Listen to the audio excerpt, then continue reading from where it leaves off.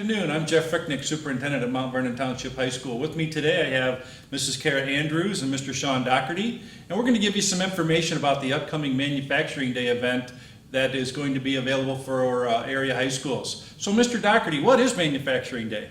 Well, Manufacturing Day is a day where local industries open their doors for tours and explain how their businesses work and the employment opportunities they offer.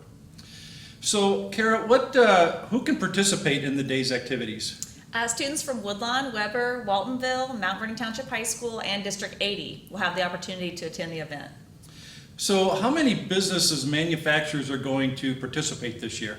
Currently, there are about 8 or 9 local manufacturers who plan to open their doors for the students. They range from Continental Tire to smaller family-owned manufacturers.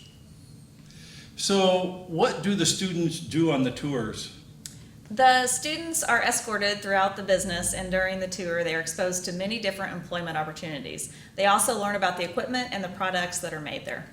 Great. So what educational value is there for the students? The students will learn about each site they visit, and through that exposure have an opportunity to take courses at their home school or the Mount Vernon Area Vocational Center to get that training.